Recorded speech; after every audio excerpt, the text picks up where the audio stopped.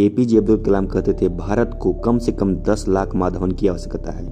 ONGC जैसी नवरत्न company की नौकरी छोड़कर खेती के व्यवसाय में उतरने वाले आर माधवन बेमिसाल शख्सियत हैं। उनकी सफलता की कहानी की शुरुआत कुछ इस प्रकार हुई। माधव जी को बचपन से ही पेड़ पौधे लगाने, सब्जियां उगाने में बेहद रुचि थी।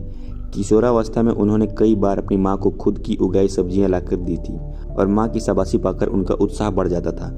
बचपन से ही उनका सपना किसान बनने का ही था। लेकिन भारत में लगभग प्रत्येक मध्यम वर्गीय परिवार में होता है कि खेती करोगे, कमाओगे क्या और भविष्य क्या होगा, जैसे सवाल प्रत्येक युवा से पूछा जाता है। इनसे भी पूछा गया। परिवार के दबाव के कारण किसान बनने का कार्यक्रम माधव को उस समय छोड़ना पड़ा। माधव जी ने आईआईटी जेईई परीक्षा दी और आईआईटी चेन्नई में मैकेनिकल इंजीनियर की डिग्री प्राप्त की। जाहिर है कि एक उम्दा नौकरी, एक उम्दा करियर और एक चमकदार भविष्य उनके आगे खड़ा था। लेकिन कहते थे ना कि बचपन का प्यार एक ऐसी शौक है जो आसानी से नहीं भूलती है। इसके अतिरिक्त आईआईटी करने के दौरान किसान का यह शौक उनके लिए आजीविका के साथ समाज सेवा का रूप ले चुका था। ओएनजीसी में काम करते हुए भी उन्होंने अपने शौक को पूरा करने का जुगत लगा ही ली थी। समुद्र के भीतर तेल निकालने के रिंग पर काम करने वाले लोगों को 14 दिन काम करने के बाद अगले 14 दिन का संवैधानिक अवकाश दिया जाता था। माधव ने यह काम लगातार 9 साल तक किया। 14 दिन तक मैकेनिकल इंजीनियर का काम और अगले 14 दिन खेती किसानी के नए नए प्रयोग और अनुभव करते थे। माधवन के शब्दों में, जब मैंने पिताजी से कहा कि मैं नौकरी के बाद अब खेती करना चाहूंगा, उस वक्त भी उन्होंने मुझे मूर्ख ही समझा। 4 साल की नौकरी में इतना पैसा बचा लिए कि चेन्नई के निकट चेंगलपट्टू गांव में 6 एकड़ जमीन खरीद सकें। वर्ष 1989 में गांव में पैंट शर्ट पहनकर खेती करने वाला मैं पहला व्यक्ति था। लोग मुझे आश्चर्य से देखते थे।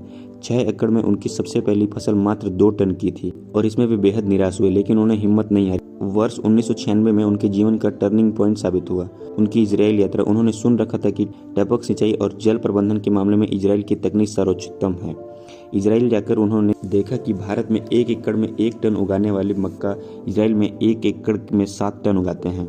जितनी जमीन पर भारत में 6 टन टमाटर उगाया जाता है, उतनी ही जमीन पर इजराइल 200 टन टमाटर उत्पादन कर लेते हैं। उन्होंने इजराइल में 15 दिन रहकर सारी तकनीकें सीखी। इजराइल में उन्हें मिले एक और हम वतन डॉक्टर लक्ष्मण, जो एक तरह के उन्हें किसान गुरु माने जा सकते हैं। कैलिफोर्निया में उन्हें रहने वाले डॉक्टर लक्ष्मण पिछले 35 साल से अमेरिका में खेती कर रहे हैं। लगभग 60,000 एकड़ जमीन के मालिक हैं। उन्होंने माधवन की जिद, तपस्या और संघर्ष को देखकर उन्हें लगातार गाइडेंस दिया। उनसे मिलकर माधवन को लगा कि पैसे के लिए काम करते हुए यदि मन की खुशी भी मिले तो वह काम आनंद से दोगुना हो जाता है।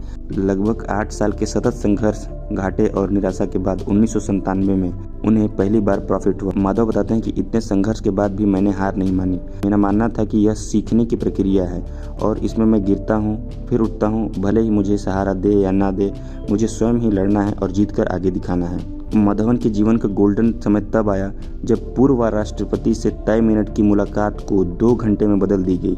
अंततः कलाम साहब के मुंह से निकला कि भारत को कम से कम 10 लाख माधवन की आवश्यकता है। इस तरह की कहानियां आपको हमेशा राज टॉक्स पर देखने को मिलेगी। अगर आपको यह कहानी अच्छी लगी तो देखिए किस तरह एक तीव्र इच्छा इंसान को सक्सेसफुल बना सकता है।